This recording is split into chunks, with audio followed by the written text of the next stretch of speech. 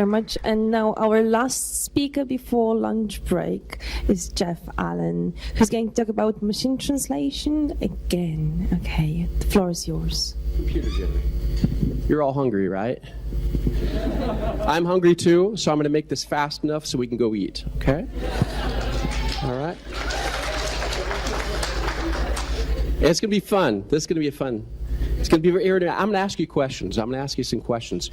Get your phones out. I want to see your mobile phones and cameras because we're going to talk about those too. Anybody brought an acoustic guitar? Nobody brought an acoustic guitar. Okay. So we'll, okay. Can you take those out for me? Hello. Take those out of the, take those out of the hear. packs. I'm going to need them in a minute. Oops. No, just take them out of the packages. Thanks. Great. Thanks. Thank you. Okay. Great. Well, where are we going to go? You're all translators, some do interpretation. The joke about Polish films, voice dubbing, okay, is that, what I've heard is that it's always the same voice that does all the other voices. So, when you're going, hey man, how you doing? Dzień dobry. Hi yo, dzień dobry. And on, dzień dobry. Okay? That's what I've heard. Is it true? I don't know. That's what I've heard, okay? That's what people, and Polish people have actually told me that too. I don't know if it's true, but keep that in mind for the rest of the time. Right. So that's what I've heard, but keep that in mind because we're going to come back to that at the very end, okay? I'm not going to talk about machine translation. Let's call it computer-generated translation, okay? Computer-generated translation. The outline is going to be really quick here.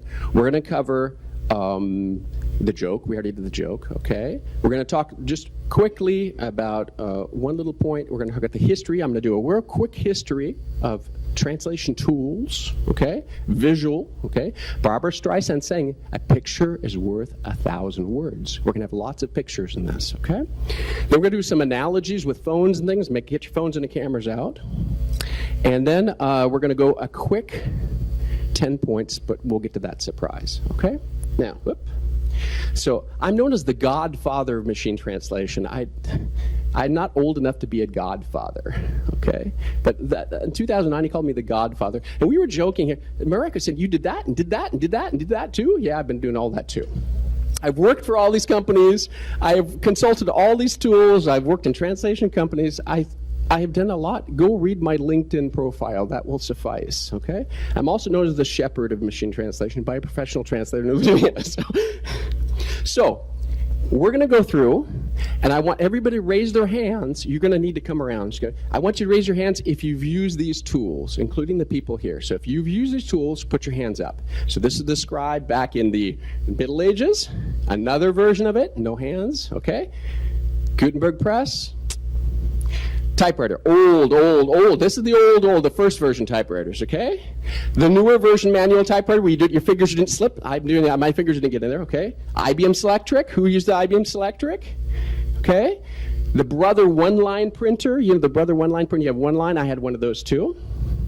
Okay, now, the multi-line printer, the multi-line screen, okay? Apple II, did anybody use Apple II? I had an Apple II clone. Then the 286 double screen twist VGA screen, nobody used that. The Intel processor 386, we got a couple of people, we're getting seeing the ages here. The iPad, who's got an iPad, okay? And the Universal Translator of Captain Kirk. I have worked on the Universal Translator at CMU, okay? So this is the history of translation tools. All these and pen and paper too. Pen and paper, anybody use those? They're tools. They're all tools, okay? So what type of machine translation or computer generation technology is the best? I hear this all the time. Is it a rule-based system? Is it an example-based system? Is it a knowledge-based system? Is it a statistics-based system? Is it a hybrid, etc.?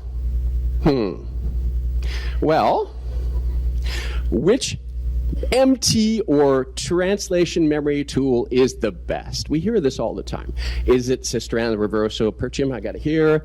SDL Star, ProMT, Moses. I forgot. I got MemoQ. I forgot Omega T. I'm sorry about that. Microsoft, Google. Which one's the best? Everyone always asks the same question. let's take some analogies. Which mobile smartphone is the best?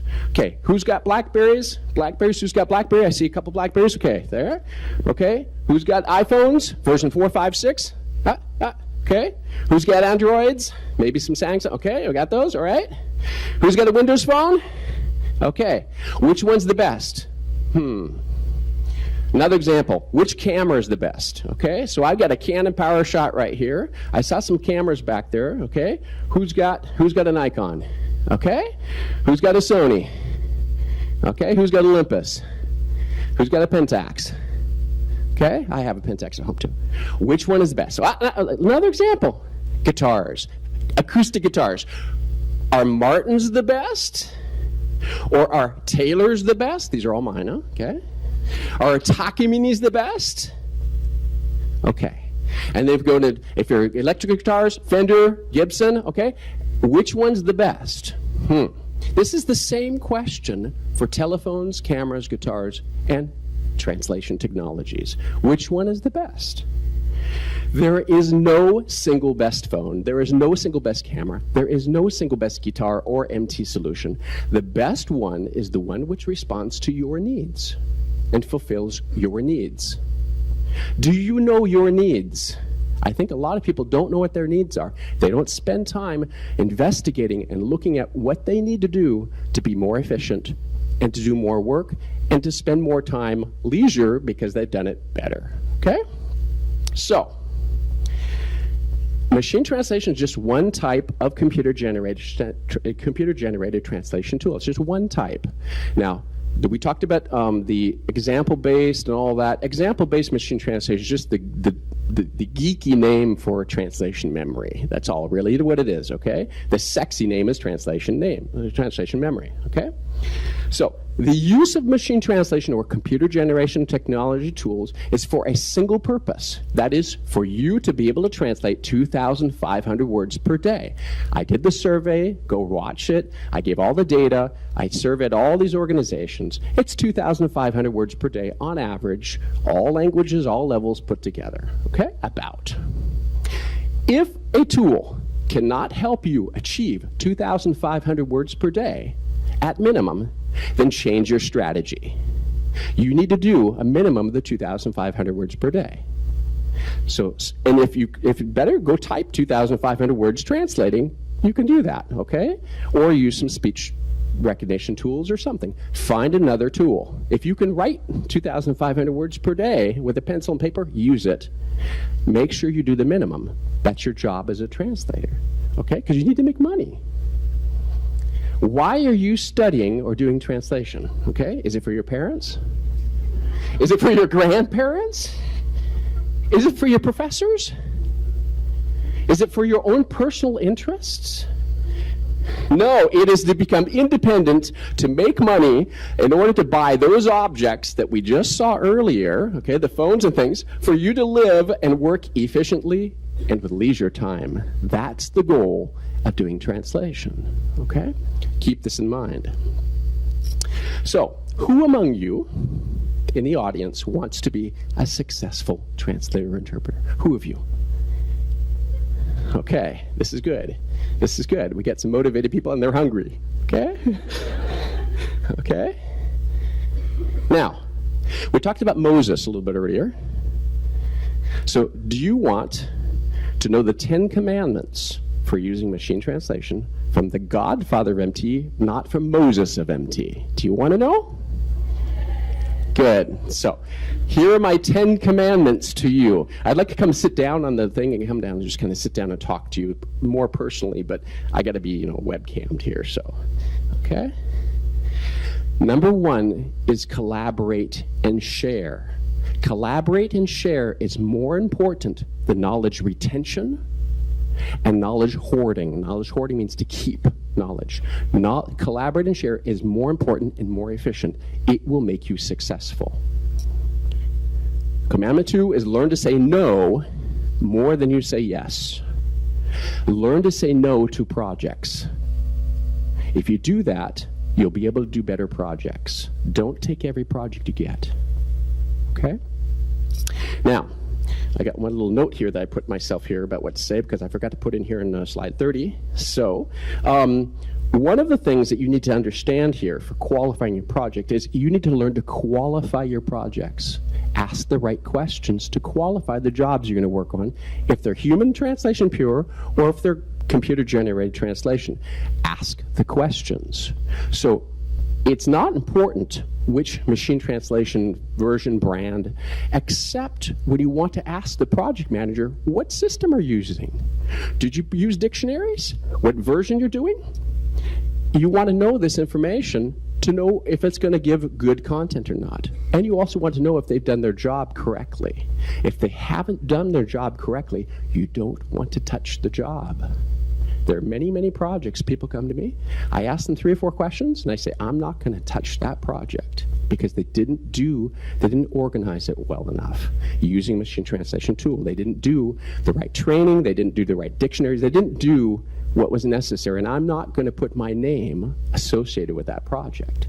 Learn to qualify the projects, just like you'd learn to qualify a translation project. What language, what dialect, source, target, how many words, did you use dictionary, style guides?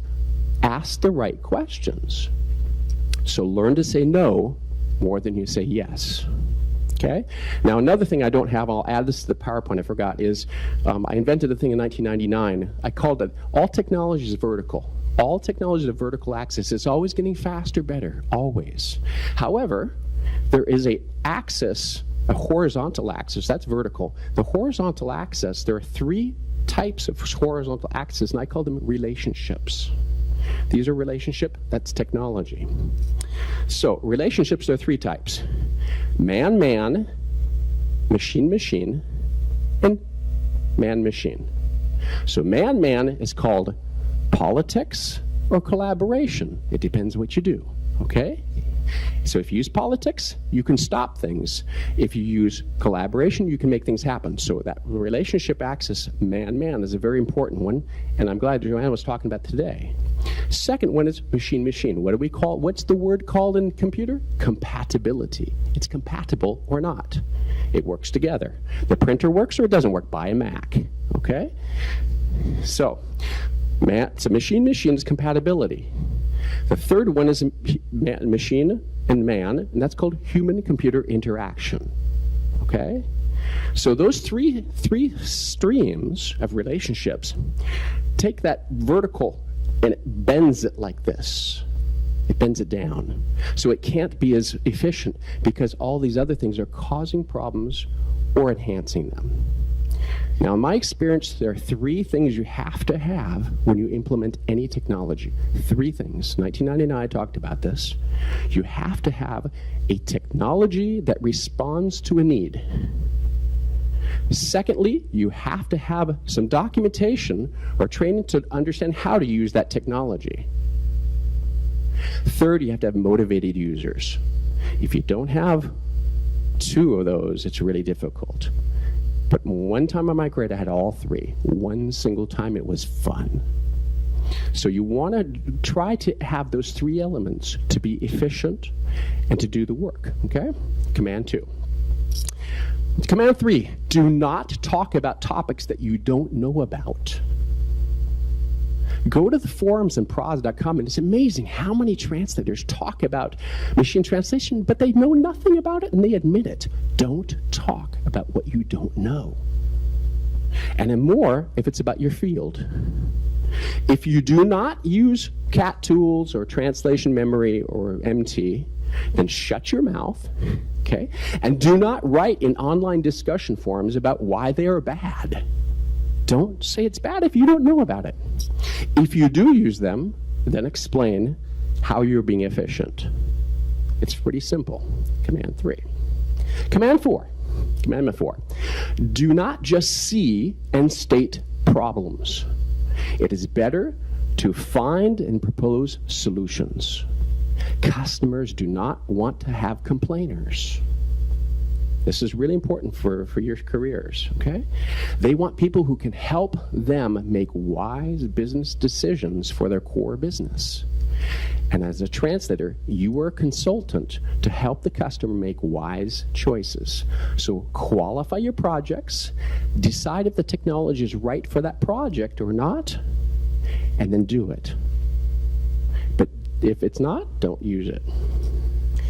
Commandment 5, use every tool that is available to you in order to achieve those goals. So if a mobile phone or a camera or a speech recognition software or a translation memory or machine translation helps you in the overall translation cycle, use it. If a tool does not help you do the 2,500 words minimum, don't use it. Use a different one. And if someone else uses a solution or a tool to be efficient and productive and they talk about it, don't criticize them and don't mock them for making their own wise business choice. A lot of people do this. Don't talk about what you don't know and don't criticize them if they're being successful because you're just jealous. Okay? Commandment 5, use the tool or device or app which helps you be efficient for the minimum 2,005 words per day. Measure your productivity. Measure your productivity, measure your improvement of your working skills to use the tools. It is amazing how many translators don't measure anything. Okay, so I'm going to give you an example. And the next one here. So be organized. Commandment 6. Log your time and your activities at a minimum. Why? Because most professional translators do not do this. They're poor at conducting translation as a business activity. Translation is a business activity, so treat it like a business. It is not just some philanthropic hobby, unless you're doing it for a hobby. But you got to make money. You got to treat it as that. Okay? So I got some log times. It's hard to see, but I was putting just times I was doing it on the train. I do it with a pocket PC. I do things on the train. You know, I said took 10 minutes here at that place.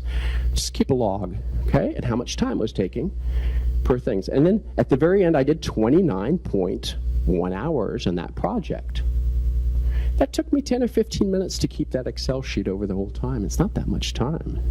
But most people don't do this. So how can you know what your productivity is and to know if you're going to increase it or it's decreasing if you don't log it? Keep Excel sheets at a minimum with what you're doing. Now, do not focus on the word quality. I'm going to make some enemies here. I believe in quality, but don't focus on the word quality. Okay? Who saw Jerry Maguire? Okay, the Jerry, show me the money. Okay? It's show me the quality. Show me the quality. Don't talk about it. Show it to me. So rather than just talking about quality, you need to market yourself and your skills and your competencies. Market them. Secondly, you need to sell them. They're two different things. Quality, just do it. Nike said, just do it. Don't talk about it. Just do it. Show the results. Guide the customer through the concept of quality with style guides, terminology lists, examples of using both the content. Just do it. Don't talk about it. If it's good, people will talk about you. That's what's important. Adjust your production of quality based on the needs of your customers. Listen to your customers. Don't think that you know what your customer wants. Ask them what they want. Help guide them through changing that, but know what they need, okay? Do what your customer wants. But remember, you're a consultant to help them make wise decisions. So help them guide them to that right decision. Make them approve the request. Make them say, yes, this style guide is good, this is good, this is good, this is good, this is good. Then just follow the translation according to what is expected quality. If they want a draft translation, do a draft translation. If they don't over-engineer. Do not over-engineer the quality. Don't do too much. You'll lose time, you lose money. That means you'll be spending nights at 2 o'clock in the morning like a lot of translators do, not going on vacation. You want to go on vacation, okay? And you want to eat. I know you're hungry, okay? European Commission, we already saw a little bit earlier, all the agendas, the meeting minutes. If the translation is not available for the meeting, it's too late. Don't try to get all the perfect quality for meeting minutes or for agenda. Don't over-engineer it. Do what's needed. Listen and do it. General Motors, he talked about over-engineering in a talk Kurt got in 1999. He said that, okay? U.S. Army Research Labs, I've worked on those too. Another thing I worked on, okay? Don't try to make a perfect translation for portable translators for people that are going to get shot and killed. You want to do the minimum to save their lives. Okay? Don't do too much. Do what's asked and requested.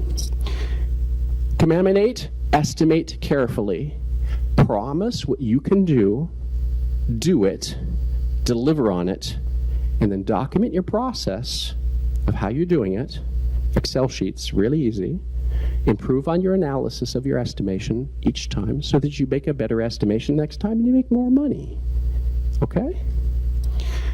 Baseline your time. Baseline means to establish that baseline, okay?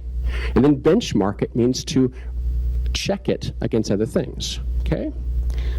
Compete against yourself. It's a game. It's like sports. Compete against yourself to improve your work. Don't wait for your boss to make it. Compete with yourself to be faster, to deliver on time, before the deadline, what your customer asks for. Measure it like Facebook and YouTube and Twitter and LinkedIn. I got some examples. Here's my Facebook post for last week. Okay, I'm measuring what my Facebook posts on my 2 different accounts. Okay, I can see here's my Twitter accounts last week, yesterday night, okay? I can see my Twitter, how many tweets, how many favorites are making me, okay? Here's my YouTube channel. Boy, 7 days, last 7 days, last 30 days, last 90 days, and the whole lifetime. You can see, I'm measuring it. Do the same with translation. But you can't measure something if you can't have this if you don't measure it. Measure it. Commandment 10, stay in the scope of what you have been requested to translate. Don't go out of scope. Know what the request is and follow it. Do not think that you know what your customer wants or needs. Talk to them first. Make them secondly approve what you want to deliver and guide them in that process of deciding and approving. Do not change the deliverable while you are translating. And don't let them change it either. Okay? Stay focused on your in-scope and your out-of-scope objectives. This is really important. All technologies just help you do the production work. Okay? Oh, more than 10 commandments. Moses only had 10. We got a little more. Okay, I know you're hungry. Make enough money to buy more tools and devices and apps that help you do the other activities. Your job is to make money, so you can buy the phones, but use the phone to do the translation work if you need to. Okay? Commandment 12, there is no single best one-size-fits-all solution. The best solution for you is the one that helps you do your minimum. I'll be done even before 5 minutes. This is great. Okay? The best solution is the one that helps you do your minimum 2,500 words, and it will increase on the expectations of the customer, and always allows you to improve and progress in measurable ways, but you have to measure it. Use all the technologies available to achieve a wise, business-focused, intelligent way. It doesn't matter which one. Find out what's best for you. Commandment 13, always use multiple voices with different intonation curves when you do voiceover films.